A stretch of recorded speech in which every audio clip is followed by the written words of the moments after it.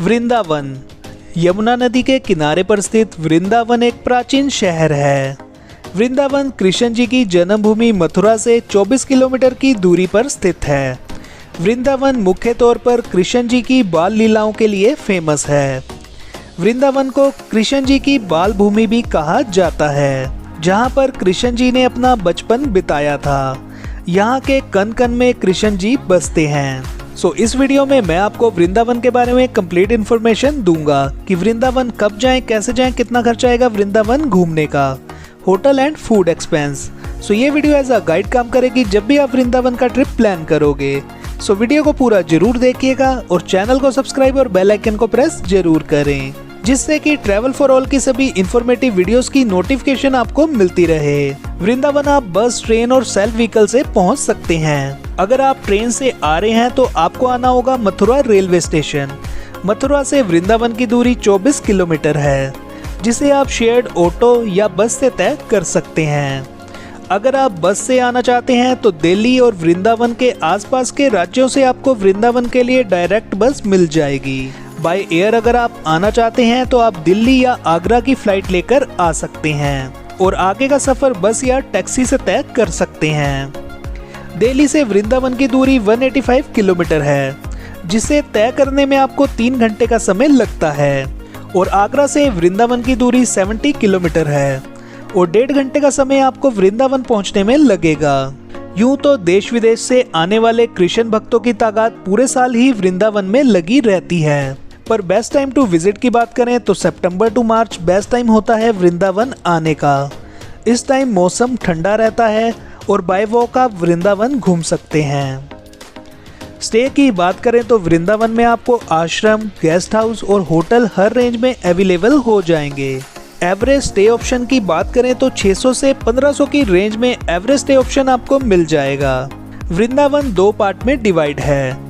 एक पार्ट में प्रेम मंदिर, इस्कॉन टेम्पल और वैष्णो देवी टेम्पल पड़ता है, जिसे आप न्यू वृंदावन भी बोल सकते हैं। दूसरी साइड पर बांके बिहारी मंदिर, निधिवन,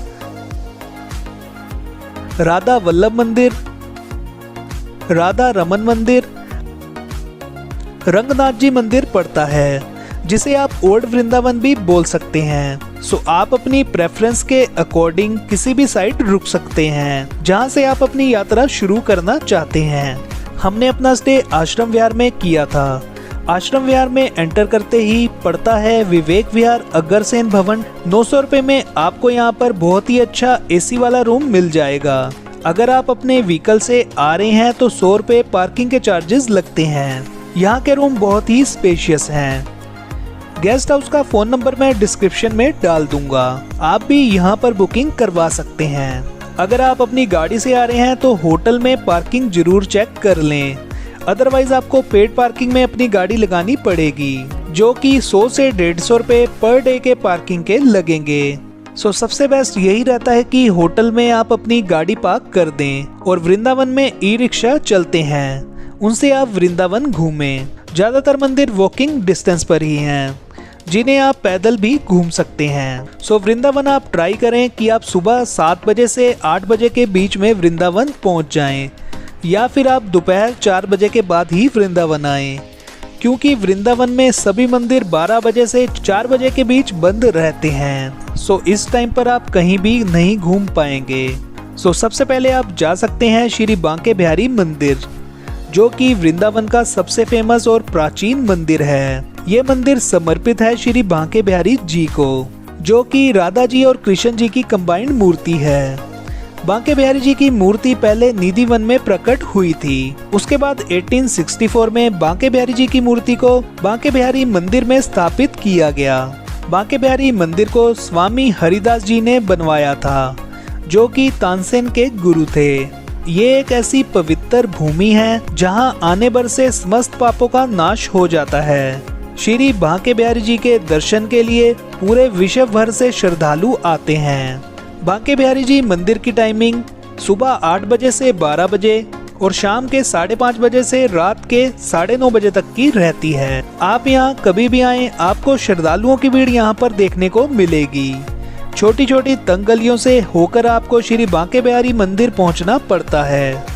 1 से 2 घंटे आपको मंदिर पहुंचने और मंदिर में दर्शन करने में लग जाएंगे। बांके बिहारी जी को पेड़े का प्रसाद चढ़ता है। आपको मंदिर के बाहर काफी सारी शॉप्स मिल जाएंगी, वहां से आप प्रसाद ले सकते हैं। मंदिर के बाहर ही काफी बड़ी मार्केट है, जहां पर आपको स्नैक शॉप्स मिल जाएंगी और भी कई सारी शॉप्स आपको यहां पर देखने को मिलेंगी, जहां से आपको शॉपिंग भी कर सकते हैं।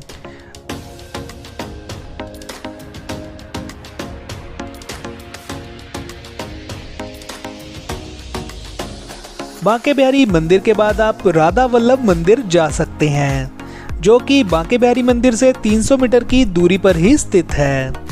राधा वल्लभ भी बहुत ही प्राचीन मंदिर है। राधा वल्लभ मंदिर में भक्तों को श्री कृष्ण जी और श्री राधा जी दोनों के एक साथ दर्शन होते हैं, लेकिन यहाँ राधा कृष्ण एक युगल जोड़ा है, वो दो नहीं एक ही हैं। राधा में कृष्ण जी और कृष्ण में राधा जी समाहित हैं। इस मंदिर को लेकर एक लोक कथा है कि श्री राधा वल्लभ के दर्शन बहुत दुर्लभ मिलते हैं। प्रभु उसी को दर्शन देते हैं जिसके प्रेम में सच्ची श्रद्धा और प्रभु में जिसकी पूर्ण आस्था हो। श्री राधा वल्लभ मंदिर की सबसे बड़ी मान्यता है कि किसी को भी इनके दर्शन अपनी मर्जी से नहीं होते।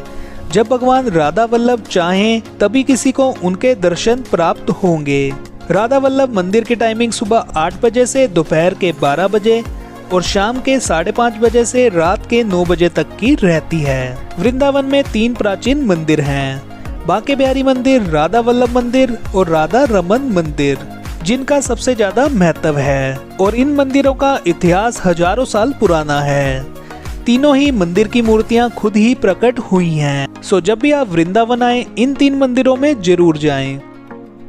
नेक्स्ट आप जाएं राधा रमन मंदिर। राधा रमन मंदिर का निर्माण 1542 ईस्वी में गोस्वामी गोविंद लल्ला जी द्वारा किया गया था। 1542 में नरसिंह चतुर्दशी के दिन गोपाल भट्ट ने शालिग्राम शिला के पास एक सांप को देखा। बाद में जब उसे हटाना चाहा तो वो शिला राधा रमन के रूप में प्रकट हुई। राधा रमन मंदिर की टाइमिंग सुबह 8 बजे से दोपहर के 12 बजे और शाम के 5:30 बजे से रात के 9 बजे तक की रहती है।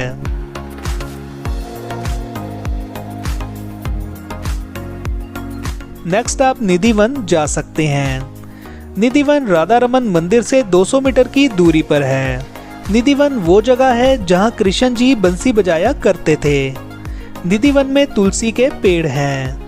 यहाँ तुलसी का हर पौधा जोड़े में है। मान्यता है कि श्री कृष्ण जी और राधा जी यहाँ पर रासलीला करने आते हैं और ये तुलसी के पौधे गोपियाँ बन जाते हैं और सुबह होने पर तुलसी के पौधे में परिवर्तित हो जाते हैं। निधिवन के अंदर ही रंग महल बना हुआ है, जिसके बारे में मान्यता है कि रोज रात को यहाँ पर राधा जी और कृष्ण जी रास रचाने आते हैं।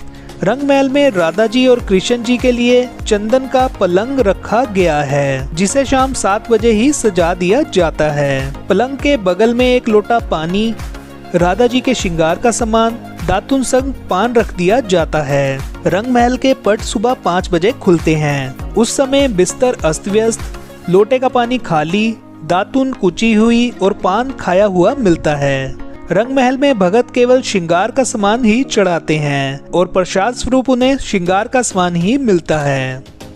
निधिवन की टाइमिंग सुबह 8 बजे से दोपहर के 11 बजे और शाम के 5:30 बजे से रात के 7:30 बजे की रहती है। 7:30 के बाद निधिवन में किसी को भी रुकने की अनुमति नहीं है। यहाँ तक कि पशु पक्षी भी 7:30 के बाद निधिवन से चले जाते हैं। उसके बाद आप गोविंद जी टेम्पल जा सकते हैं, जो भगवान कृष्ण के गोविंद देव जी रूप को समर्पित है। इस मंदिर को जयपुर के राजा मान सिंह ने 1590 में बनवाया था। पहले इस मंदिर में 7 फ्लोर हुआ करते थे। इस मंदिर के इतिहास के अनुसार इस मंदिर में रोजाना 50 किलो देसी घी का दिया जला करता था, जिसकी लो आगरा तक दिखाई पड़ती थी। औरंगजेब की नजर जब इस मंदिर पर पड़ी तो उसने कहा, जब पूरे भारतवर्ष में इतनी बड़ी मस्जिद नहीं है तो ये मंदिर कैसे। तब उसने इस मंदिर के ऊपर के 3 फ्लोर तुड़वा दिए। श्री कृष्ण जी ने सपने में मंदिर के पुजारी से कहा कि कल औरंगजेब ये मंदिर तोड़ने आएगा, इससे पहले ही तुम मेरी मूर्तियों को और कहीं स्थापित करा दो। इसके बाद वो मूर्तियां राजस्थान के जयपुर जिले में दूसरे मंदिर में स्थापित करा दी गई, जो आज गोविंद वल्लभ मंदिर के नाम से मशहूर है। मुगल शासन के बाद इस मंदिर में दोबारा मूर्तियां स्थापित की गई और भक्तों के लिए इस मंदिर को खोल दिया गया। यहाँ की टाइमिंग सुबह 9 बजे से रात के 9 बजे तक की रहती है। नेक्स्ट आप जाएं श्री रंगनाथ जी मंदिर। ये मंदिर दक्षिण भारतीय शैली में बना हुआ है और साउथ इंडियन स्टाइल में ही यहाँ पर पूजा पाठ किया जाता है। ये मंदिर काफी विशाल बना हुआ है। यहाँ पर आपको दक्षिण भारत के मंदिर जैसा अनुभव होगा। मंदिर में एक वैकुंठ दरवाजा भी है, जिसे साल में सिर्फ एक ही बार खोला जाता है। मान्यता है कि जिसने भी इस दरवाजे को पार कर लिया उसे मोक्ष मिल जाता है। 1851 में एक जैन कारोबारी ने इस मंदिर को बनवाया था। इसे ऐसा बनाया गया है जिससे यहाँ आकर लगता है कि आप दक्षिण भारत के ही किसी मंदिर में खड़े हैं।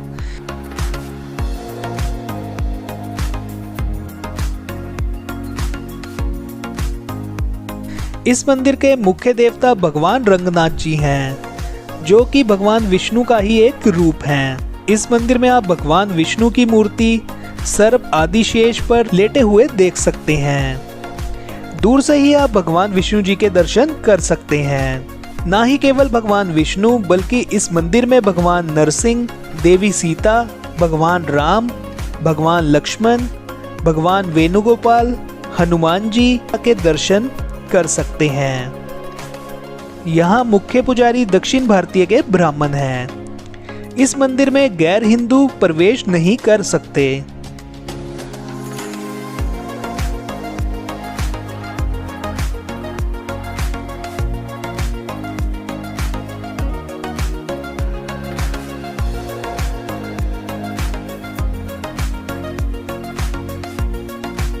रंगनाथ जी मंदिर की टाइमिंग सुबह 7 बजे से दोपहर के 11 बजे तक और शाम के 5:30 बजे से रात के 8 बजे तक की रहती है।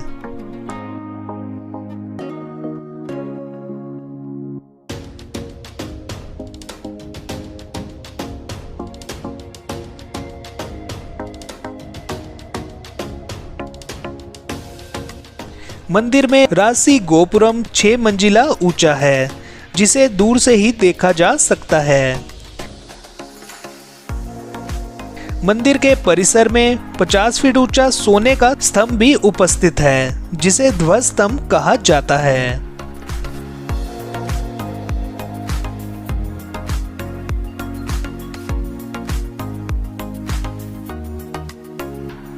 मंदिर में आपको गार्डन और कुंड भी देखने को मिलेगा।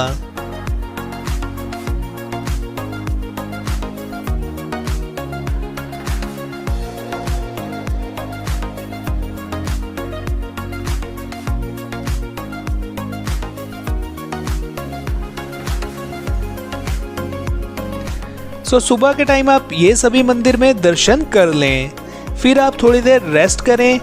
शाम को फिर आप सबसे पहले जा सकते हैं पागल बाबा मंदिर। मान्यता है कि जो कोई भी अटूट विश्वास के साथ आता है वह आशीर्वाद लेकर ही जाता है, कभी खाली हाथ नहीं जाता। 9 मंजिला ये मंदिर बना हुआ है। 1969 में इस मंदिर का निर्माण श्रीमद लीलानंद ठाकुर जी द्वारा करवाया गया था, जिन्हें पागल बाबा भी कहा जाता था। इसकी चौड़ाई करीब 150 फीट और ऊंचाई 221 फीट है। नीचे की तरफ आपको झांकियां यहाँ पर देखने को मिलेंगी। इनको देखने की टिकट 10 रुपए की रहती है। यहाँ पर आप कृष्ण लीला, राम लीला, पागल बाबा लीला की झांकियां देख सकते हैं। यहाँ की टाइमिंग सुबह 8 बजे से शाम के 8 बजे तक की रहती है। हर मंजिल पर आप भगवान के दर्शन कर सकते हैं। इस मंदिर के पीछे की कहानी प्रचलित है कि बांके बिहारी जी का एक गरीब ब्राह्मण बहुत बड़ा भक्त था। एक बार उसने एक महाजन से कुछ रुपए उधार लिए थे और हर महीने उसे थोड़ा थोड़ा करके चुकाता रहता था। जब लास्ट किस्त रह गई तब महाजन ने उसे अदालत नोटिस भेज दिया कि अभी तक उसने उधार चुकता नहीं किया है। ऐसे में ब्राह्मण बहुत परेशान हो गया। उसने महाजन के पास जाकर बहुत सफाई दी, लेकिन महाजन ने एक ना सुनी। कोर्ट में भी ब्राह्मण ने जज से यही कहा कि वो सारे पैसे दे चुका है। तो जज ने पूछा कि आपके पास कोई गवाह है। थोड़ी देर रुककर और सोचकर ब्राह्मण ने कहा, मेरे हिस्से की गवाही बांके बिहारी देंगे। ऐसे में अदालत ने गवाह का पता पूछा तो ब्राह्मण ने बताया बांके बिहारी मंदिर वृंदावन। ब्राह्मण ने बांके बिहारी मंदिर में जाकर कृष्ण जी को कहा कि आपको गवाही देने जरूर आना पड़ेगा। गवाही के दिन सचमुच एक बूढ़ा आदमी जज के सामने बता गया कि पैसे देते समय मैं साथ होता था। साथ ही ये भी बताया कि कब कब रकम वापस की गई है। जब जज ने सेठ का बही खाता देखा तो गवाही सच्ची निकली। जब जज ने ब्राह्मण से गवाही देने वाले बुजुर्ग आदमी के बारे में पूछा तो ब्राह्मण बोले, अरे जज साहब, ये तो मेरे ठाकुर जी थे जो भक्त की दुविधा देख ना सके। इतना सुनने के बाद जज ब्राह्मण के चरणों में लेट गया और अपना घर बार और सारा काम धंधा छोड़कर ठाकुर जी को ढूंढने के लिए निकल गया और फकीर बन गया। जब वो बहुत साल बाद वृंदावन लौटकर आया तो लोग उन्हें पागल बाबा के नाम से जानने लगे। पागल बाबा मंदिर की टाइमिंग सुबह 8 बजे से 12 बजे और शाम के 4 बजे से रात के 8 बजे तक की रहती है।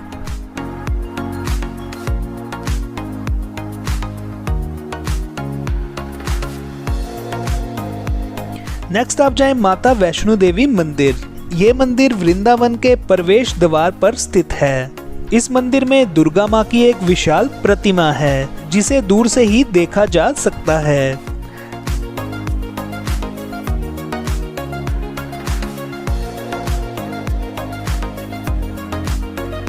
माँ दुर्गा की ये मूर्ति 141 फीट ऊंची है। मूर्ति के बगल में हाथ जोड़े हनुमान जी बैठे हुए हैं और माँ की मूर्ति की ऊंचाई को लेकर इसका नाम Limca book of world record में भी दर्ज है। इस मंदिर की स्थापना जे.सी. चौधरी जी ने करवाई थी। वह महावैष्णु को अपना प्रेरणा स्रोत मानते थे। चौधरी दिल्ली में अपना कारोबार करते थे और हर महीने यहाँ आते रहते थे। श्रद्धालुओं को कोई दिक्कत ना हो इसके लिए उन्होंने मंदिर के साथ में आश्रम भी बनवाया है जहाँ पर कोई भी श्रद्धालु रुक सकता है। इस मंदिर का निर्माण 2003 में शुरू हुआ था और इसे पूरा बनने में 7 साल का समय लगा। मई 2010 में ये मंदिर बनकर तैयार हुआ था।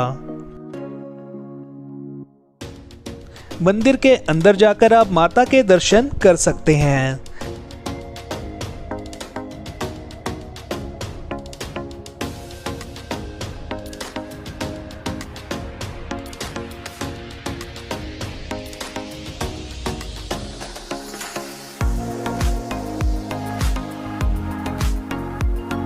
राउंड शेप में इस मंदिर का एरिया बना हुआ है और दीवारों पर आपको गजब की कलाकृतियां देखने को मिलेंगी। नवरात्रों यहाँ आने वाले भक्तों का मेला लग जाता है। इस मंदिर की टाइमिंग सुबह 7 बजे से दोपहर 1 बजे और शाम के 4 बजे से रात के 8 बजे तक की रहती है।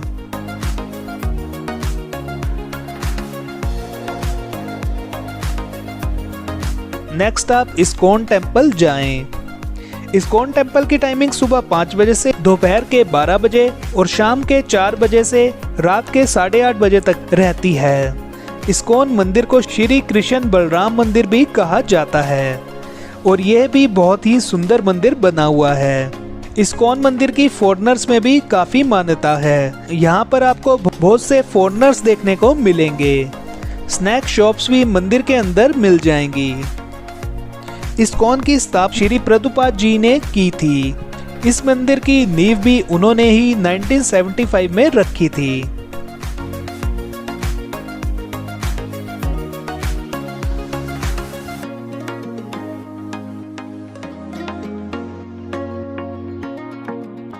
उसके बाद आप जाएं फेमस प्रेम मंदिर, जो कि इस्कॉन मंदिर से 500 मीटर की दूरी पर बना हुआ है। इस मंदिर को कृपालु महाराज जी ने 2001 में बनवाया था। प्रेम मंदिर में आप शाम के समय जाएं। रात को इस मंदिर की सुंदरता 4 गुना हो जाती है। ये मंदिर श्री राधा कृष्ण जी की रास लीलाओं के थीम पर बनाया गया है। यहाँ पर आप गोवर्धन पर्वत उठाते हुए कृष्ण जी की झांकी, रास लीलाओं की झांकी और शेषनाग कृष्ण जी के थीम पर बनाई गई कलाकृतियां देख सकते हैं।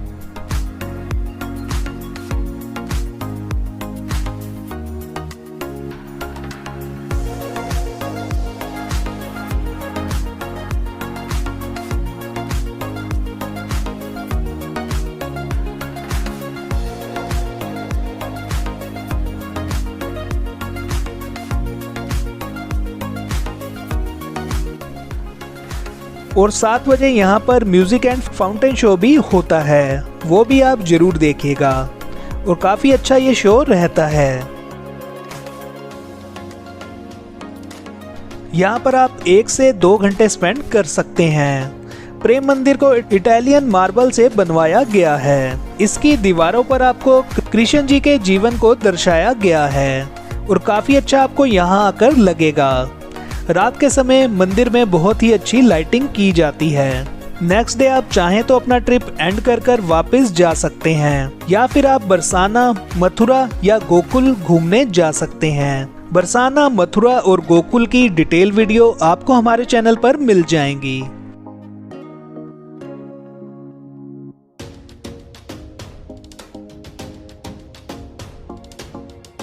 फूड की बात करें तो फूड वृंदावन में आपको नॉमिनल्स रेट पे मिल जाएगा।